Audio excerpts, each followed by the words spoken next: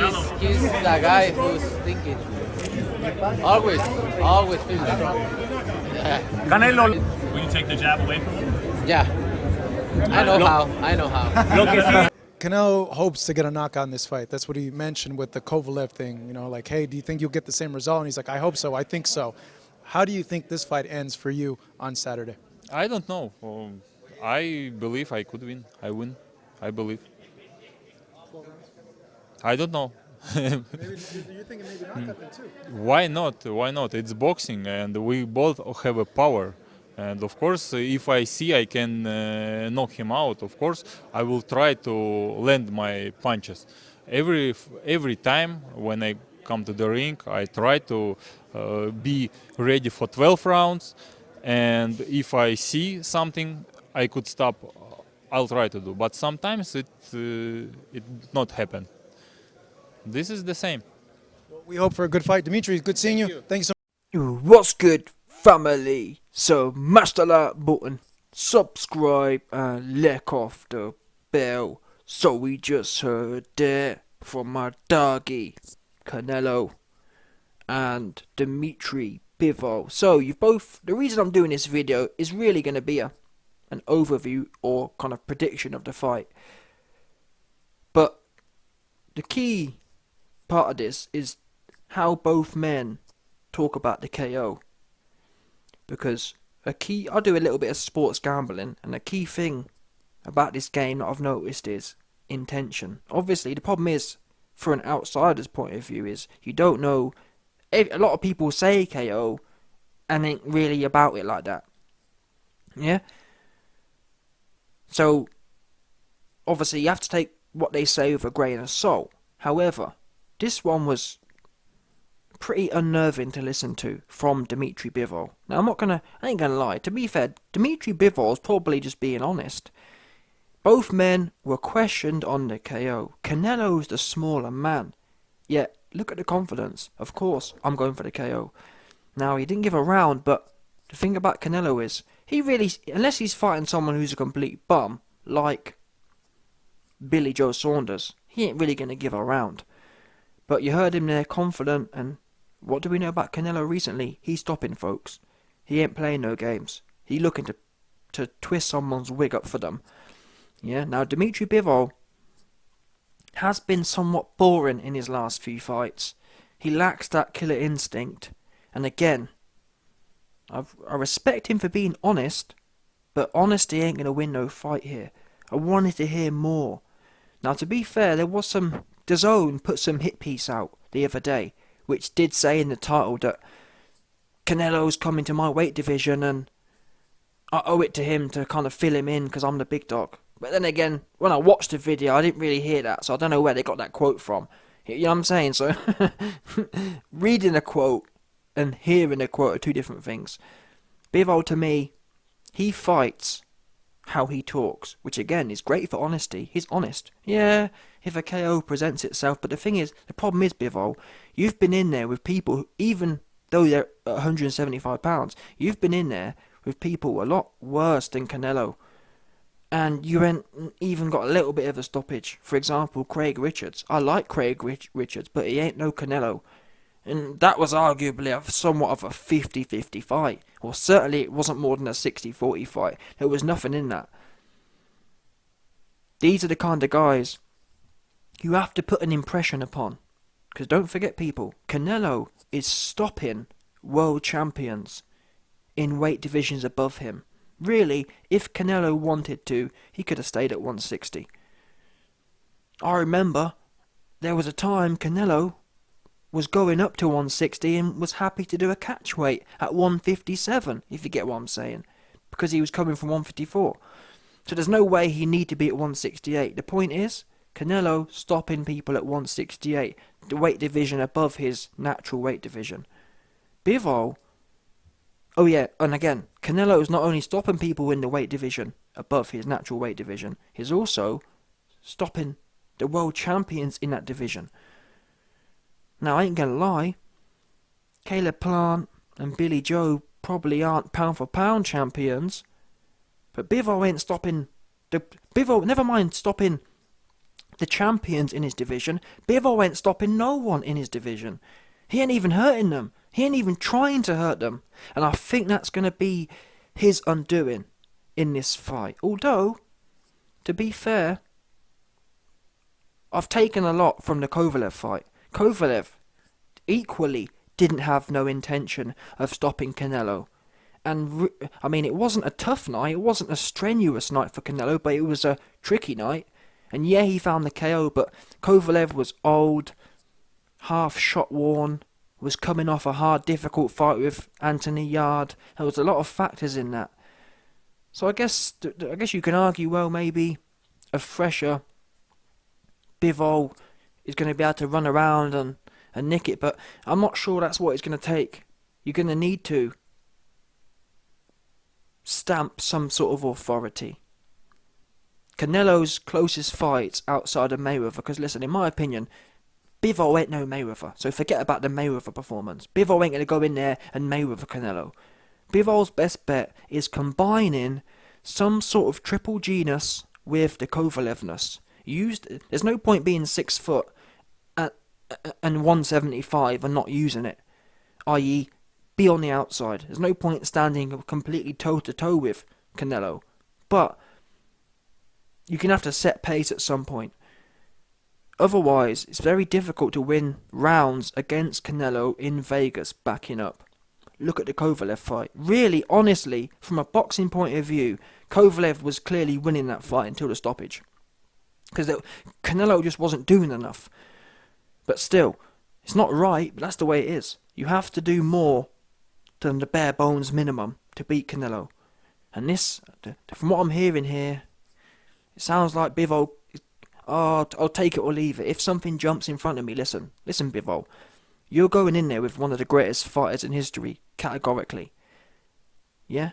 And when you go in there with one of the greatest fighters in history, you don't get given things. Oh, listen to the guy. Oh, if the KO jumps in front of me, you're talking about pound for pound here. I mean, people might think about great fighters like Roy Jones, but listen, Roy Jones didn't have a chin no way near as good as Canelo's. Although you could argue Roy Jones was fighting better fighters, but I'm going to bet that we haven't even seen Canelo wobbled. Yeah? We haven't really even seen him take a step back from a shot. Roy Jones been put out cold. So, I'm just saying there's levels to this game. Point is, of all the fighters you might be able to stumble upon something, you ain't going to stumble upon nothing. This fight's going to be the definition of making your own luck. You definitely ain't going to stumble upon a KO. Oh, yeah, if it jumps in front of me, and no. And the fact he's thinking like that is a bit odd. And why is that relevant? Well, it tells me he hasn't. I don't know. Obviously, we have to watch the fight, but it implies to me he hasn't moved on his mentality, which is what I think he'd need to do. Yeah, it sounds to me like this is the same old Bivol. Gonna go in there and I don't know what. There's no real strategy to what he does. There's no real purpose behind it. He kind of go in there and it reminds me, it's very amateurish. When you watch an amateur fight, there's no strategy. It's all kind of just going in there and go. You know what I'm saying? It's all a bit loosey-goosey, a bit free range, freestyle. You need to have more than freestyle for this fight. And there's no point. What's the point being big and tall and not using it? Because what I will say is, one of the key things you've noted, I mean, look at Callum Smith. Callum Smith was 6'4", and he was hunched over, it was really weird. He was hunched over, kneeling down to Canelo's level. I didn't understand that. Really odd. And I hope Bivol don't do that. Because you can put a stiff jab out there and a stiff right hand out there. But I don't want to see this guy crouched over and. But then again, his feet are loosey goosey. I guess maybe I'm all over the place here. I don't know. That's the problem. You see, when you're going up against Canelo, there aren't many answers there. I think Bivol's got good chances, but it's the purpose. I'd rather be hearing from Bivol.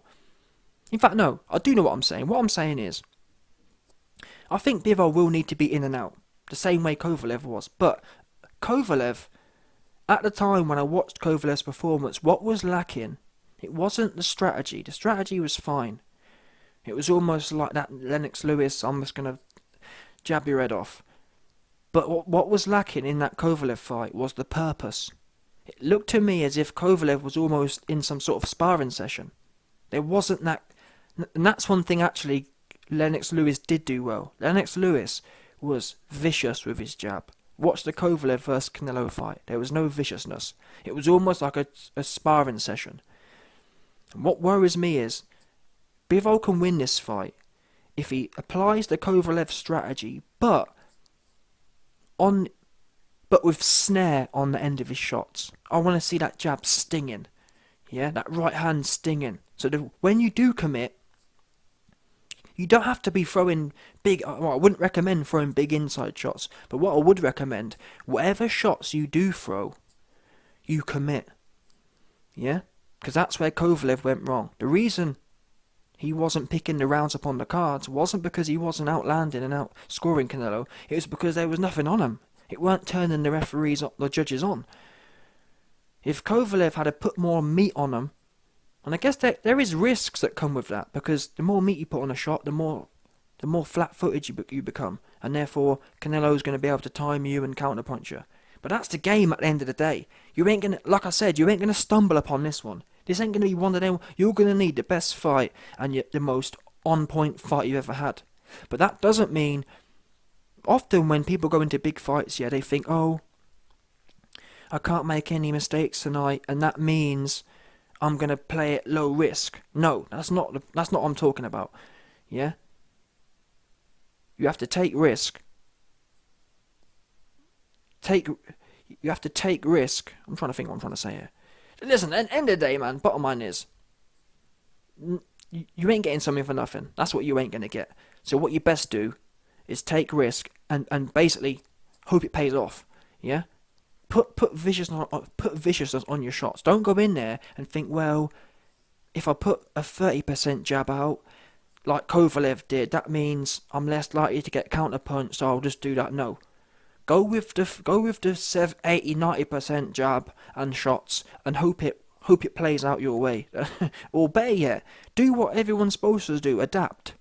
Try and make Canelo adapt to you. And that's the problem. Too often in the last few years, no one has given Canelo something to think about. The last guy was really Golovkin. Golovkin was the last man who really concerned Canelo. Gave him something to think about. And that's what I'm saying here. You can't go in there and play fiddle, fiddle, fiddle. You must... I think Bivol's best strategy is to have them light feet he has on the outside, stinging jab on the outside, pivoting, backing up with a stinging jab, and then 5, 6, 7, 8, 9, 10 times per round, step in with a 1, 2, 3 to the body and step out vicious, snapping shots. It's really heavy-handed. Step in, 1, 2, 3 and out again.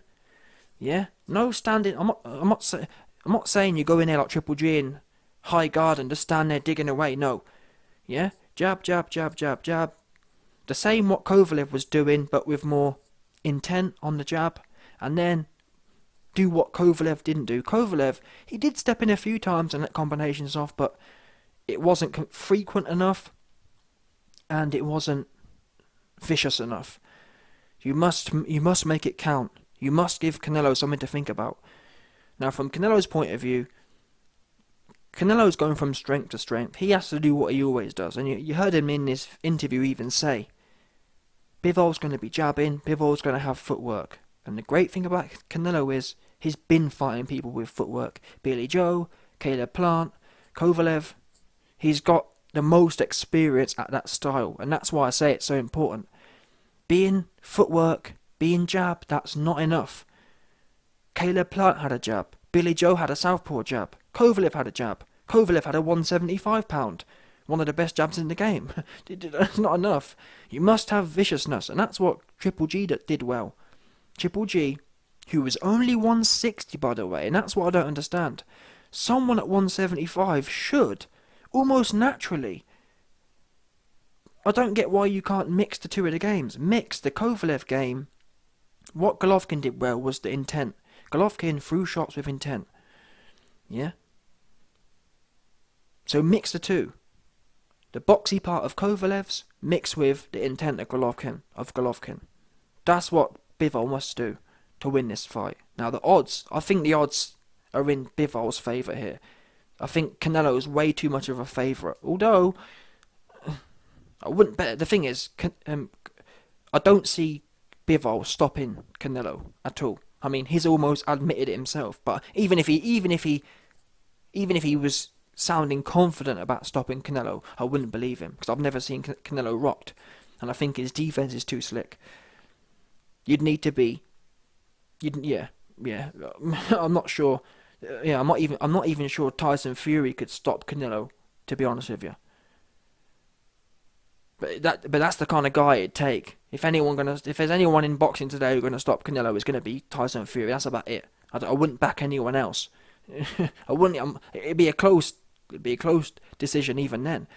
But that would obviously just be because of the pure size.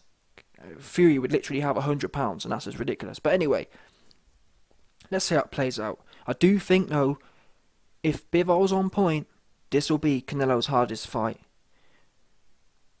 Since, well, this fight should be harder than the well, yeah. What should be his most difficult fight to win because of the size. Again, Bivol isn't no Golovkin, but if Golovkin, a 160-pound man, can push Canelo, why can't these 175s? It's super weird, but maybe it shows how great Golovkin was. We'll see anyway. I'm really interested to see how this plays out, 100%.